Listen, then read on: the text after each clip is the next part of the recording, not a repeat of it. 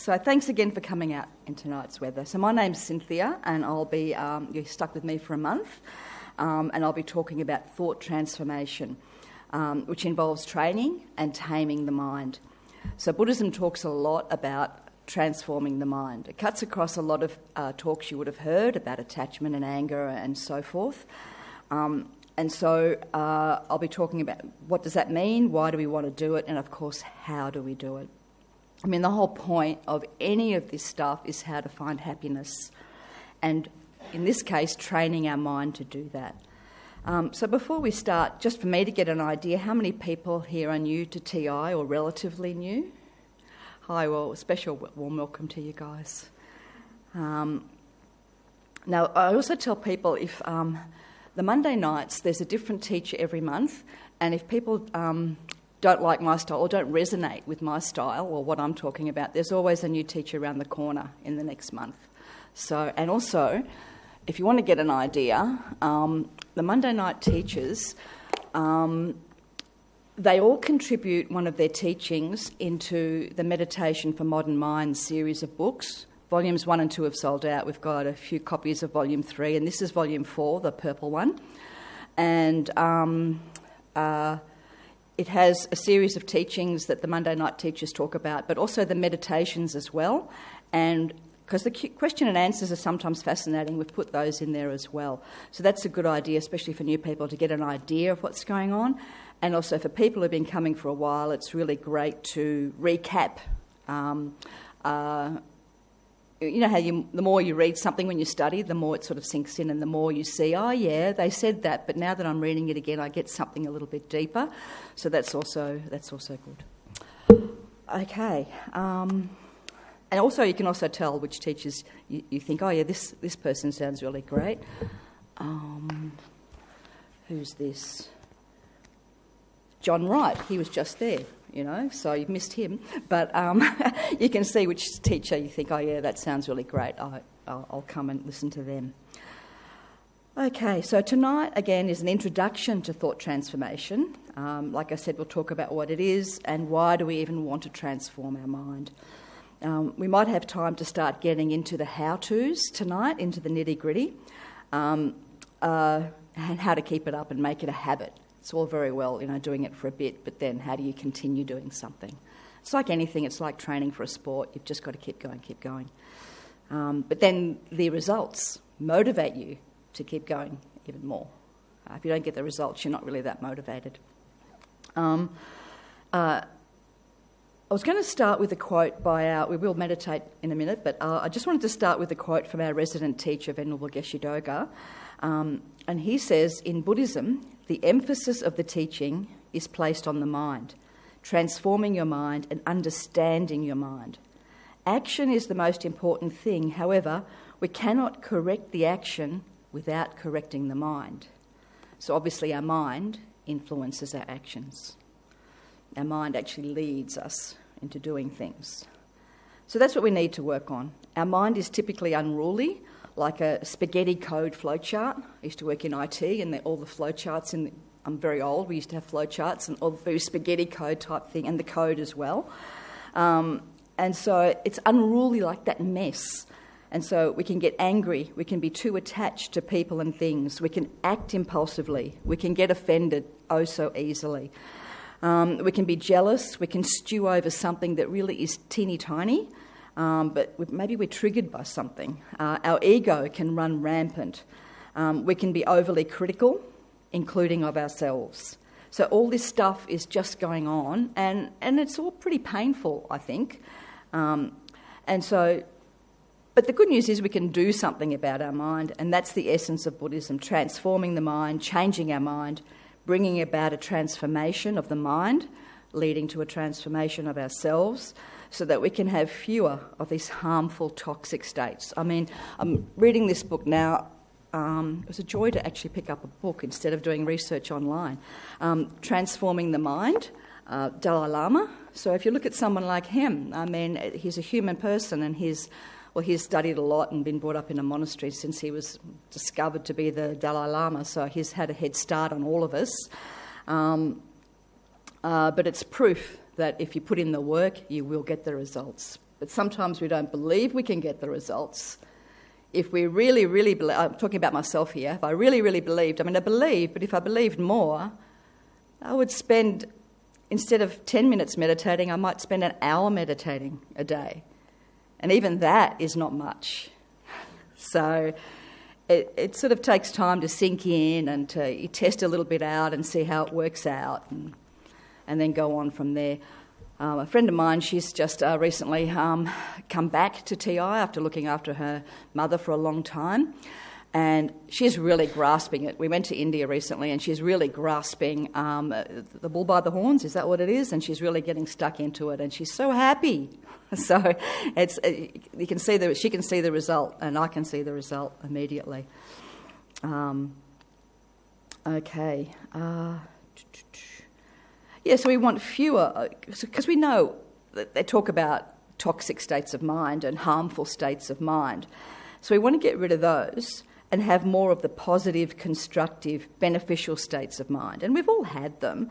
A calmer mind, a kinder mind, a joyful state of mind, and the ability to have a greater understanding of what's going on around us, that clarity. That might be the more difficult one, getting a clearer understanding of what's going on. Because 5 or 6 different people might have different accounts of what went on somewhere at a party or something. They'll have a different account of who's the horrible person and who's the nice person out of it all. So, we've experienced the calm, we've experienced the kind and the joyful states of mind, but and we need to work on those as well and make them a habit. But the clarity is a good one as well. A bit more difficult, I think, but that probably says more about me than anything else. Okay, so over the next few weeks, we'll be looking at how we can decrease those painful states of mind and increase the positive ones. But before we get into that, we'll do a breathing meditation just to settle our minds. So for those of you who haven't come before, have you tried a bit of meditation before? Or yeah, so most people are sitting, so just put your feet flat if you can, if you're sitting on a chair. If you're sitting on a cushion or chair, the main thing is I think you've probably heard before, is the back needs to be straight, and that helps with the flow of energy. And you can tilt your head slightly downwards. They say if you're feeling alert, like a bit buzzy, you can put your chin down a little bit more. But if you're getting a bit sleepy, just put it up a little bit more. That's the theory. And left, right over left, and thumbs touching. And you can close your eyes or a little bit open, whatever suits you. So find the comfortable posture. Wriggle if you need. Typically we start with the motivation, so you may have your own motivation, but for me it's here we settle our minds. So there's nowhere to be, nothing to fix, you're just here. Try to breathe slower than usual, but quietly. Concentrate on the breath, the inflow, the outflow. You can count the breaths if that helps. So concentrate in and out.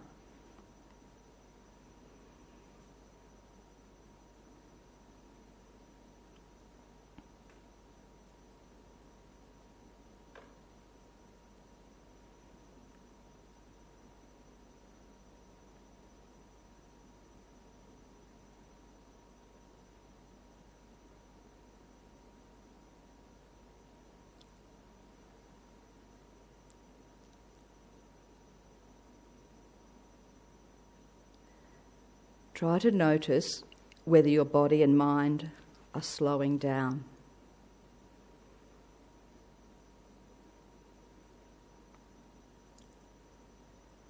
So rest your mind on the breath and notice the air coming in and going out.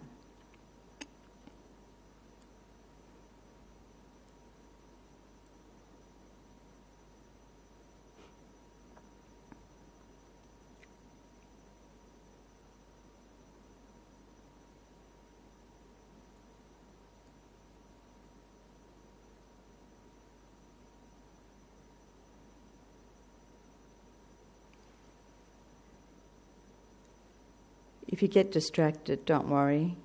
Allow any thoughts to just be there. Just don't engage with them, and put your mind back on the breath.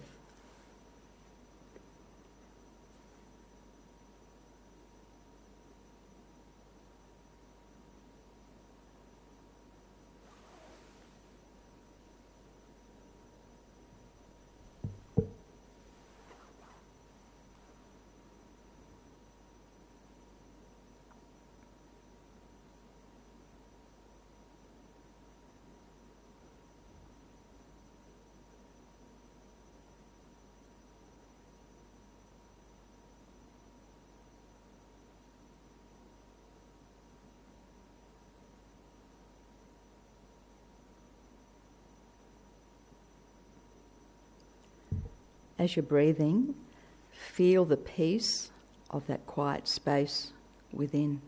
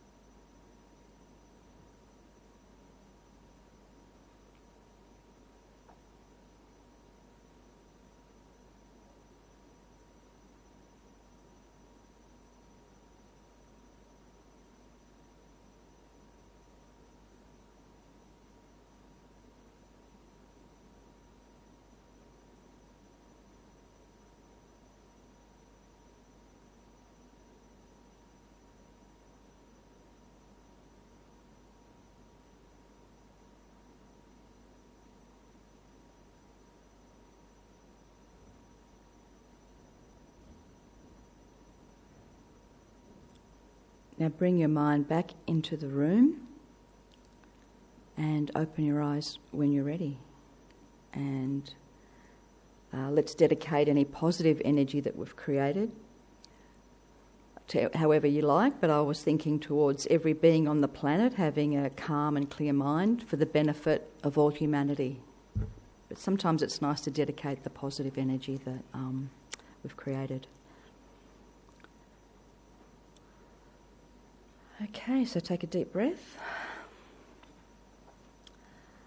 So I was thinking over the next, because meditation's a journey for me as well, and I think over the next month I'm going to try to meditate every day. I know for the regulars I say this every time, and I do. I do it every day for a month, but then I sort of go on and off, on and off.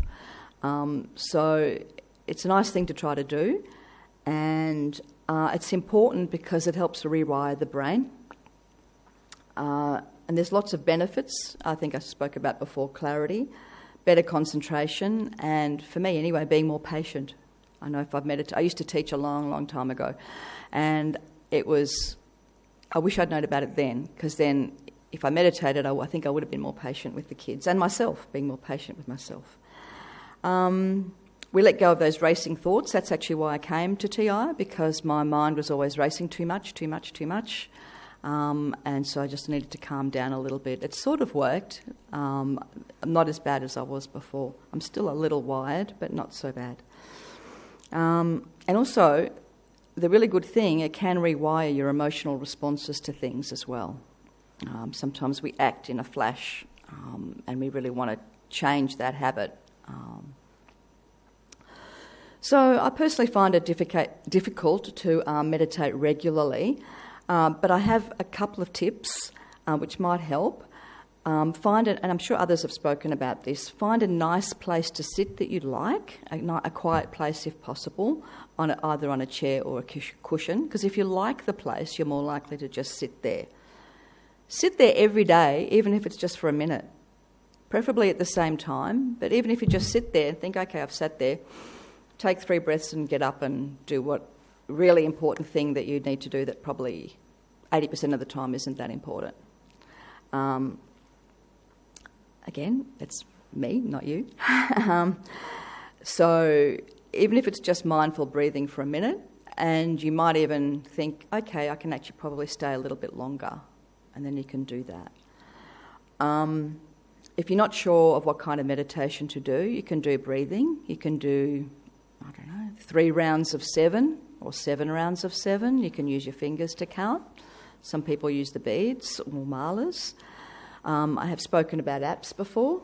So you can use, there's the Headspace app, but I think you have to pay for that now. There's the Smiling Mind app, which is Australian Voices. And there's even a 3-minute mindfulness app, where it's just 3 minutes. You just press it and you just know it's going to be 3 minutes of your time. There's also meditations in here that you might like, and you might like to read those and think that's a nice one and tailor it to yourself. But like I said, you could just breathe, even just 7 breaths, or just sit there, do 1 big breath and go. It's about, Geshe Doga always talks about building a habit.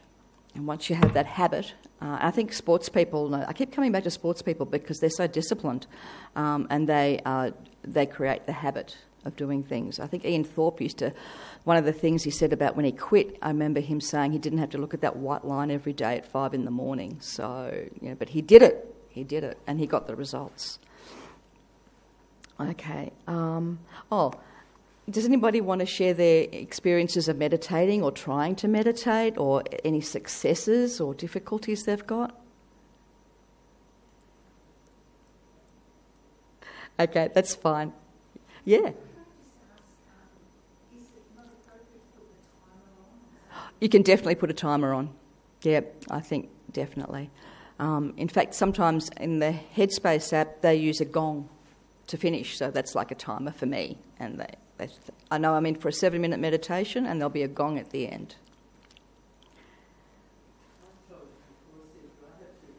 Yeah.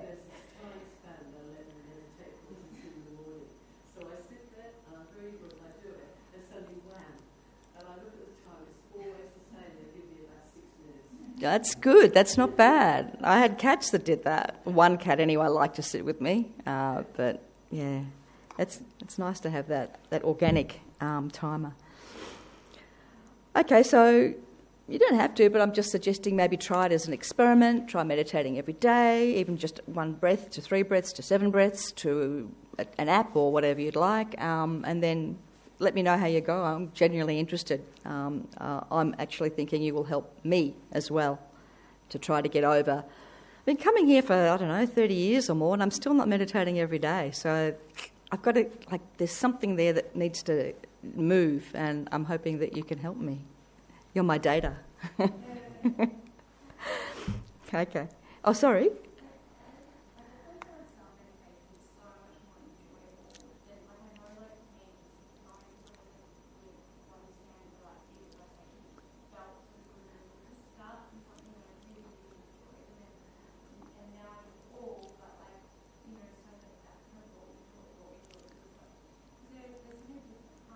Yep.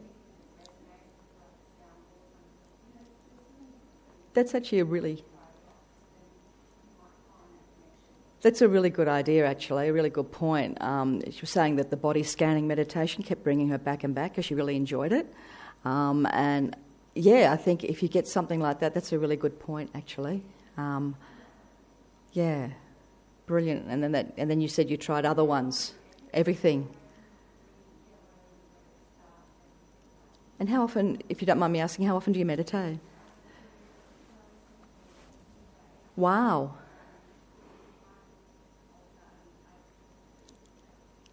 Fantastic. Well, congratulations, I rejoice.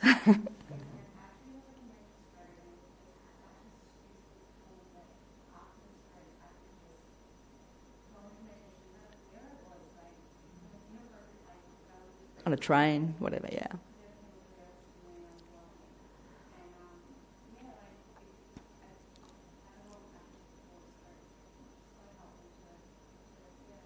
And you got results. So that's fantastic. That's fantastic.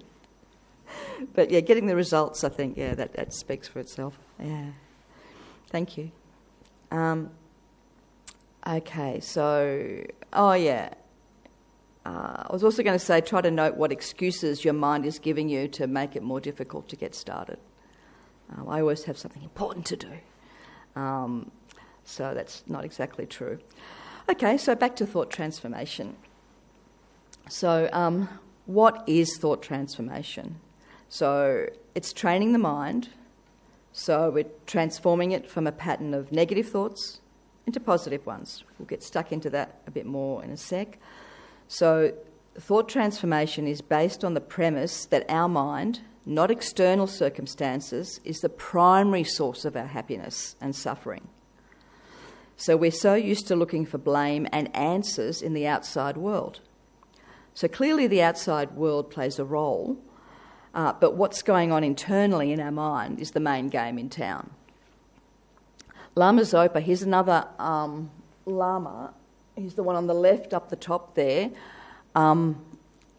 These two, Lama Zopa and Lama Yeshe on the right, after the Dalai Lama there, they're the ones that started all these worldwide centres. We're one of, over 100 centres now over the world. All the hippies went to Nepal in the 60s, I guess, and 70s. They all came back and they all started these centres under the umbrella of the main centre in Nepal. Okay, so Lama Zopa, he says that when anything undesirable happens to us, we believe it comes from the outside. We never relate it to our own mind. I think it's sort of a habit. We're sort of used to doing that. And our role models, we see them doing that. Your child is your good role model. He's copying you, or she is copying you. So, I've got the age-old example of sitting in a traffic jam when we're driving to an important event or just driving in general.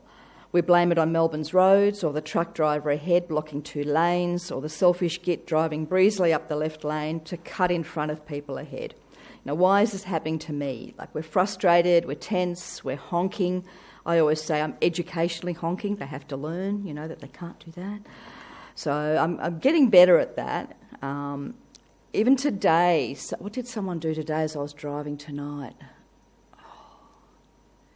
Anyway, I was thinking, that's right, they were driving 40 kilometres an hour in a 60k zone, and I'm thinking, come on, man, what's going on? And then I was getting really angry, and then I thought, oh my God, I'm talking about stuff tonight. I've got to how can I reframe it? Because that's one of the strategies. And I'm thinking, there might be a nervous driver. It's raining. Maybe they just got their licence, and I can't be mad at someone trying to be careful in the rain because accidents happen in the rain. And then I took a deep breath. The breathing does help, but scientifically, I think, I'm not a biologist, but it does all these things. And I actually felt better. So there you go. Hey?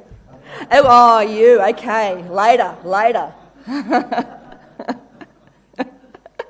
In fact, I think I did that once and someone hopped out of the car and came here and I thought, oh no. Okay, so, back to the traffic jam. Other people are also in the same traffic jam, but they will behave differently to you. They might be enjoying a radio program or using the time to mentally prepare for whatever the event they're going to, whether it's a meeting or a job interview or whatever, or a speech at a wedding or whatever. But the main thing is the traffic jam is happening whether we like it or not. But we can choose how to respond. And this makes the traffic jam either agonising or bearable. It's happening anyway. External circumstances aren't going to change. What's going to make it bearable? Obviously, if there was no traffic, but that's not going to... So you are going to make it more bearable. Your mind is going to make it more bearable. Basically, we have to accept that looking for happiness and chasing happiness externally is a waste of time and full of disappointment. Deep down, we know that. I still like to go travelling. I like to go overseas. I like, to Paris. It's my favourite, or New York. I like to go shopping.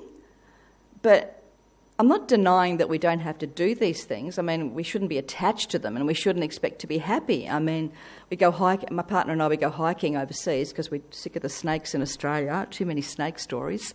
So we go overseas and occasionally, and things don't always work out. You think you're going on a trip, going overseas, going to go hiking, beautiful European countryside. Things don't work out. You either get scammed, or people are trying to scam you, or the hotel is not what you thought it was going to be, or the Airbnb is a bit grottier than the photos, or, it's not all what you sort of expect it to be. So if you go looking for happiness externally, you're just not going to find it, even when you shop for clothes, So many disappointments.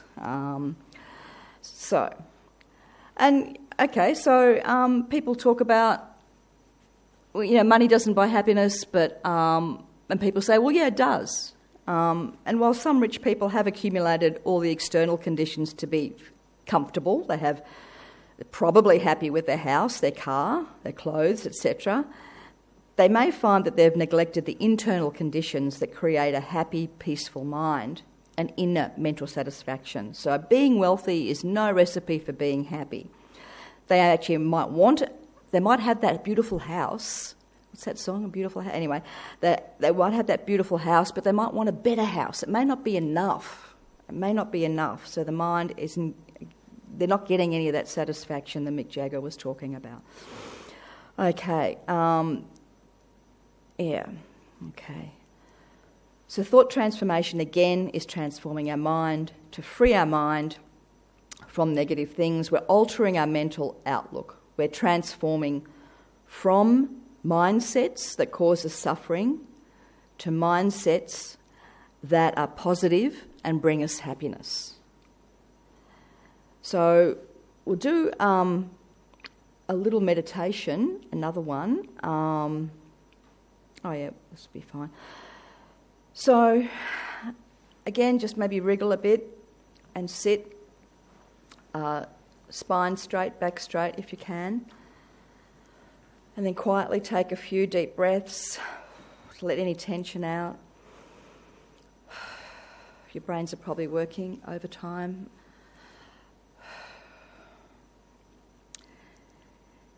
Think of something small that annoyed you recently. Either the traffic, a slow queue, a comment that someone made, a plan that you had that fell apart. Don't choose anything really heavy, just something ordinary.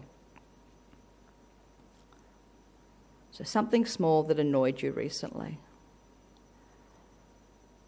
Just think of the scene lightly, like watching a film from the back row.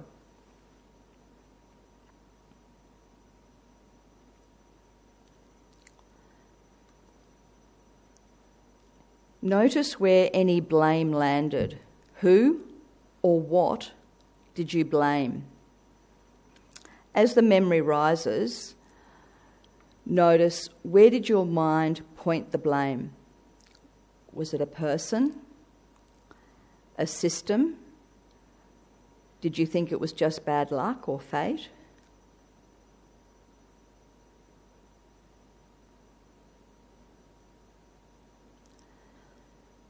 The mind blames something external almost instantly, often before we've even fully understood what happened. Find the moment that annoying event became bad or annoying, before that story began, before that blame happened. So before all of that, there was just an event. So rewind to the very first instant. Was it the actual red light before the traffic came? Was it someone replying to you too slowly? Was it the cancelled train on the platform before you started thinking about, XXX, hell, I've got to, get to work on time or something. So the actual first instant of the announcement of the cancelled train, or the words that caused you the offence before you became offended. Was it already bad in that first fraction of a second? Or did the mind label it? There's usually a tiny gap between the event and the suffering or blame. And in that gap, the mind makes a decision. We almost never catch it happening.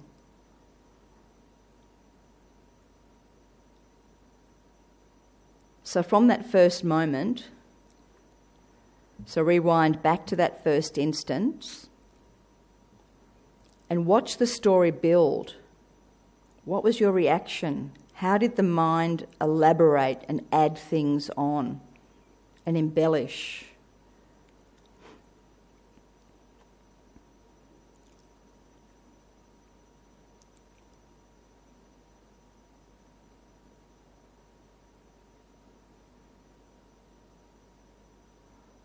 How did the mind expand that event? Did it generalise? This always happens.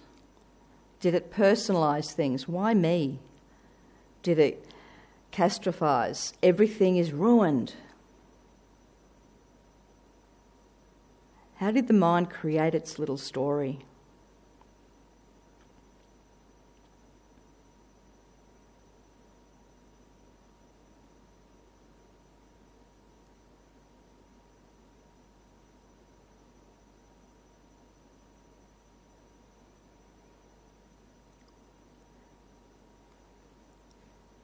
So see each layer of the story for what it is. It's a thought added on top of reality. The actual event, the factual event, is one sentence. The suffering is a novel.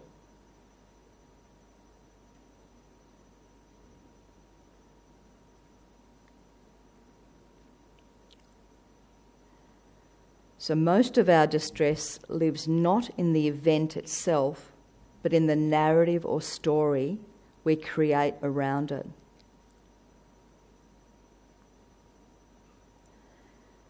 So rewind again to that first moment, that first fact that happened just before you got annoyed and before the story was created. Rest in that gap before the blame, before the story. The event exists, there's no story yet, just pure experience. So let's observe the experience like a scientist with a clipboard. What were the sensations around you and in your body, the sounds and the feeling of your breathing?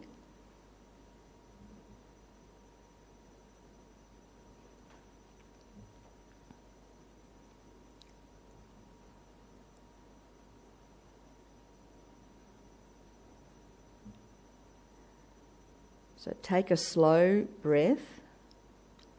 Recognise that the mind is a great builder of suffering, and it hides its work by pointing outward and creating a story. It's become a habit. So now, every time you catch the mind mid-construction of a story, the building loses a little of its power. So the practice is simply to look. So the event happens, look at it as a fact. I mean, you're probably still going to react, but it'll be a bit less. So we'll make a little dedication, the time and energy you've put into this meditation, for all of us to always being able to catch the mind before the story takes over. So a deep breath and slowly open your eyes and come back into the room. So that's one of the strategies, and we'll talk more about that next week. But an event happens, it annoys us. Before we get annoyed, there is an event like the train that's been cancelled, or the person that said a comment to you. There's a gap. Then we become outraged. And then, that's because they're this, that and the other. And layer after layer after layer after layer, on top of the actual factual event. I mean, what that person said probably wasn't nice, but we can examine that further in another more clearer way. It's like in the traffic, that person cutting in front of you might be late, or the person driving slowly in the rain. There could be something else going on instead of all our assumptions that are making it worse. There are probably smarter ways of handling it. And the cancelled train. So you look at the event, the facts. Okay. All right, so we've talked about the mind transformation. So what are we transforming our mind into? We did touch on that, but we're changing our thoughts from delusions such as attachment and anger, which are the cause of our suffering, to more positive thoughts such as love and patience, the cause of our happiness. So we are transforming our attitudes and our ways of thinking. We're training our mind to see difficult situations in a different way. Doesn't mean that someone hasn't said something horrible to you, they have, but you're going to handle that in a different way, a smarter way, a way that is going to make you less unhappy and suffer less. Okay, so we're going to we are also transforming that irritation into gratitude. For example, in the Buddhist world, we call some people, some annoying people, our special jewels. Sort of like, you're a special jewel, you know, and it's like a code. They all know, we all know, if we say it to each other. So we can call annoying people our special jewels because they're valuable. Sometimes they're even called wish-fulfilling jewels. And we learn to like them because they can help us practice our patience. Without a difficult person, you can't practice patience. We should be thanking them for the opportunity. That's a big leap, I know. So there's that example, that classic example of a monk meditating in a cave for months or years, and then coming out and getting irritated with the first person that he sees. Or first person that starts to annoy him. So you meditate all by yourself, okay, that's fine. It's sort of like pure and applied maths. You need the one's theory and the other's the application. So we meditate, we know all the theories, we can follow the the steps in the meditations and what we're supposed to feel or what we do feel. But we need something to practice on. And so there is an upside to being exposed to those annoying people and traffic jams. They're an opportunity for self-growth and for building inner strength. They're an opportunity to practice transforming. Again, we should be thankful for the opportunity. This is annoying me. How am I going to transform that? I really don't know. Let me just... Okay, readjust. There. If I was at home by myself, I might have got annoyed, but you guys are keeping me on the straight and narrow. Okay, thank you. Okay. I read this from a Zen Buddhist teacher. Oh, actually, I read it, on the internet, so who knows if it's true. But it sounds great. If we can't take what we learn in our meditation practice and apply it to situations in life that we find challenging and difficult, then Buddhism is just an eccentric hobby.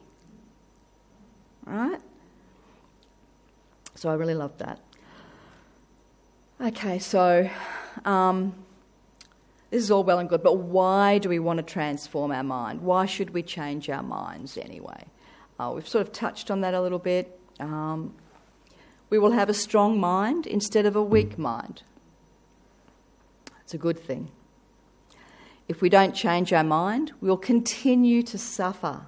If we don't transform our mental state, we will continue to suffer. I mean, we're already in what we call samsara, where difficult things happen and life isn't perfect, and we suffer. That's where suffering happens, in samsara. So the way to get out of that is to transform our mind, and that's why Buddhism talks about transforming the mind all the time. And there's also different strategies. They may not call it transforming the mind, but when people talk about strategies for anger or strategies to get out of attachment, strategies for becoming less ignorant, it's all about the transforming the mind, changing the mind, changing the neuron pathways. So, as we know, our state of mind plays a crucial role in the way we experience happiness and suffering. So if we want the happiness and we don't want the suffering, we need to reconfigure it. So thought transformation alters our mental outlook to make us happier and more resilient. We know this. We know that when we're in a good state of mind, we feel happier and things don't bug us as much. So if we're in a grumpy mood, something that would normally not bug us so much will bug us more. So that just sort of, we know that anyway from daily life. So if we don't start to transform our mind, it's never too late. It is in danger of getting out of control. The more we can't tolerate suffering, the more we are tormented by it, and our minds become increasingly disturbed.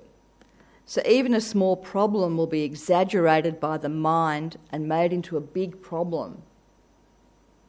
We don't want to go on like that with our lives. Unfortunately, my mother was a bit like that. She wasn't interested in any of this stuff, wasn't interested in breathing, nothing. She comes from a Latvian community, drinking, partying, they like all that. And they said, oh, we're happy, I'm happy. You know, but the dramas of the community increased the older she became. So everything was more dramatic. So it got I thought it got out of control. The mind was getting a bit more out of control. So you've got to start transforming, the mind.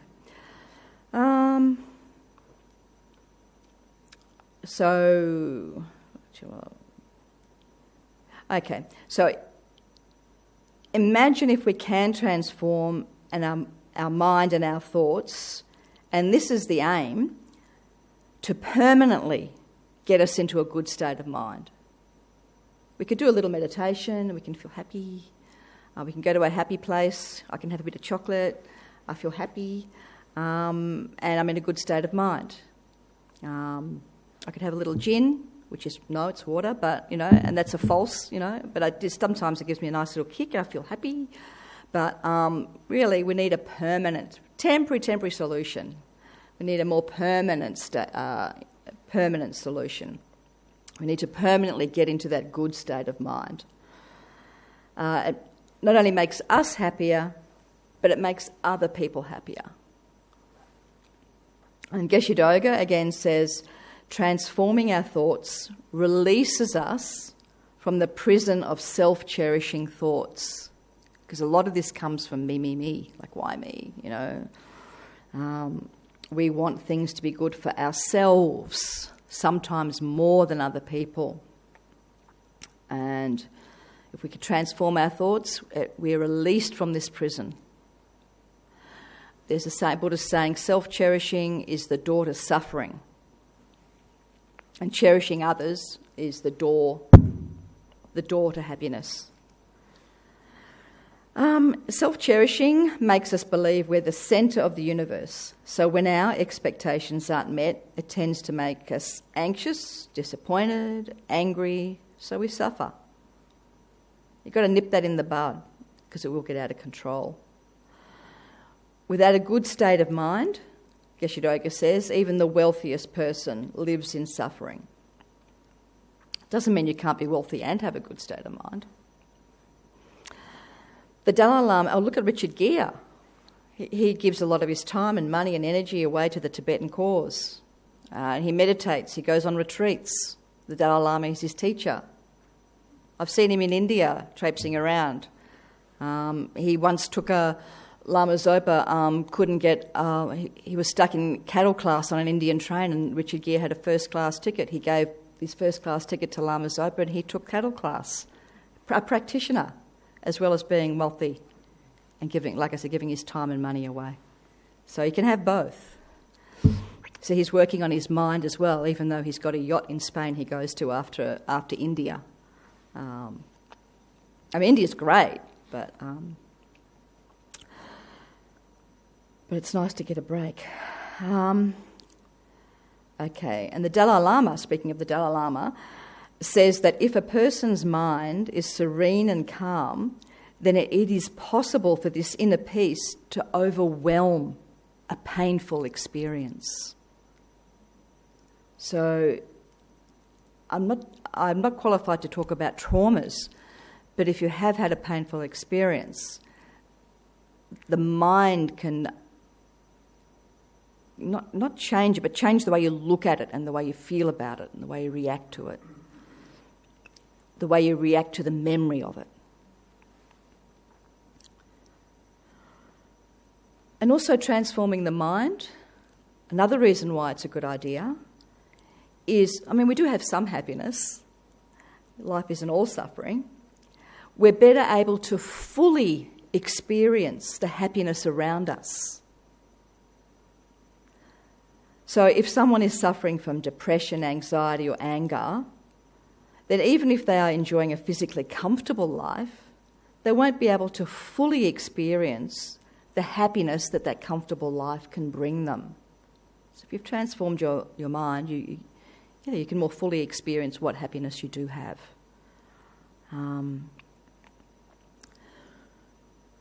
Another reason is we can transform great problems into the spiritual path.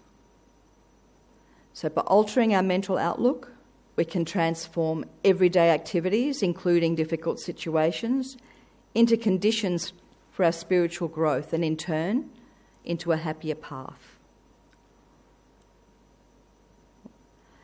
To help others. Okay, the Buddhists say the foundation of thought transformation, in fact, all of Buddhism is there in the Mahayana, what we follow, is to help others. We will be increasing our capacity to do that. But don't worry, we'll be helping ourselves as well. And helping others makes us feel good. We know that. We've done that before. We've helped others and we get a good feeling about it. We can amplify that to the max by transforming our minds. So when we make our mind less negative and more positive and have a better life, then we can help others to do the same. That gin is nice.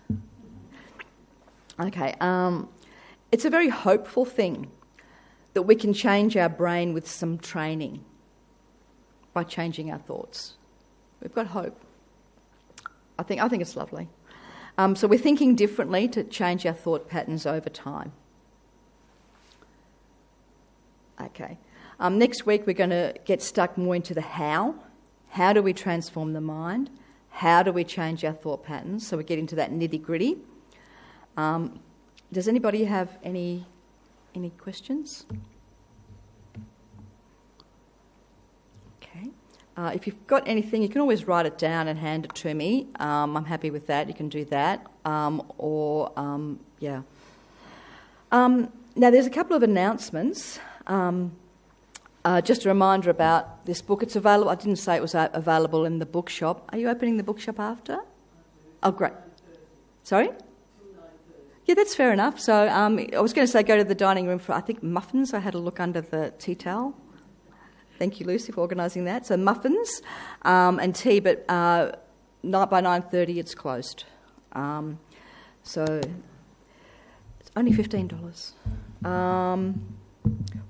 Yes, we have a midwinter social that you might like to come to. It's a trivia night fundraiser. There'll be dinner and also a silent auction. Tickets are $40 for the dinner and the trivia night. And so it'll be 6 o'clock. There's a poster in the hallway and it'll be in the newsletter and it should be on the website. You just have to scroll down, down, down. Or if you click on the events tab, it's down, down, down. So I think they've still got all May's stuff clunking up there. So Saturday, 27th of June at 6 p.m. here in Lancox Hall. Amber, one of our students, she decorates that hall beautifully with fairy lights and stuff, so it'll look very nice.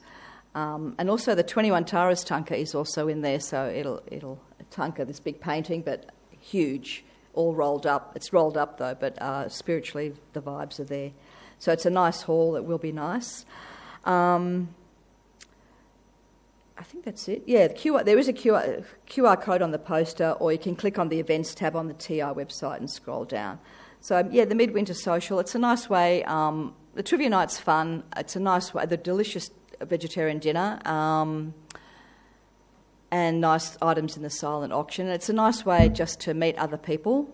I'll be there. Come say hello. I'll be actually doing the trivia questions. So if you come, I can give you one of the questions. In fact, I'll make one of the questions on tonight's talk. Don't tell anyone, Lucy. No. Okay, that's it. Don't leave your coats behind, I was asked to say, because of the temperature. But no one took their coat off, no. But yeah, don't forget your coats and stuff. And, it's early, it's still 10 minutes to go. What can I do? We can do just a little breathing meditation, I think. I could gab on a little bit about next week's stuff, but I think we've sort of come down now. So one little meditation to get calm before we hit the road tonight. So again, a little wriggle. Back straight, feet on the ground if you're on the chair, like flat. And straight back, I think I said that. Eyes closed or half open. Deep breath in and out.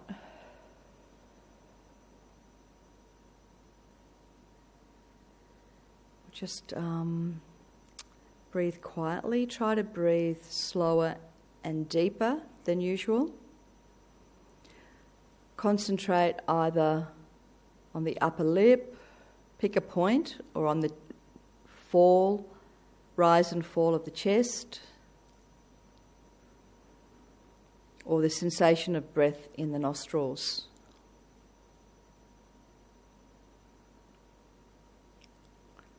Try to breathe deeper than normal and slower than normal, but quietly.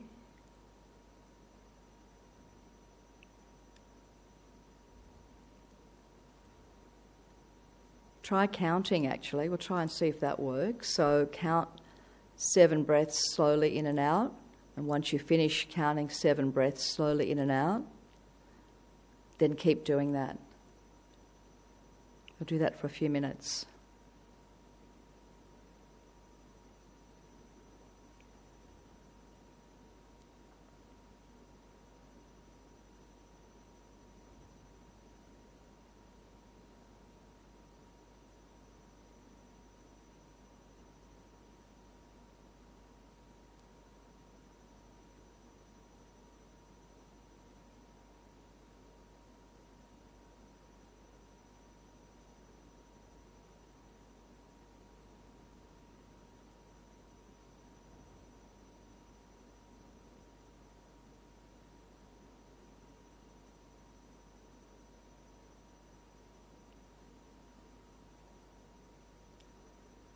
If any thoughts are distracting you, just don't engage. Let them stay there. Don't try to force them out.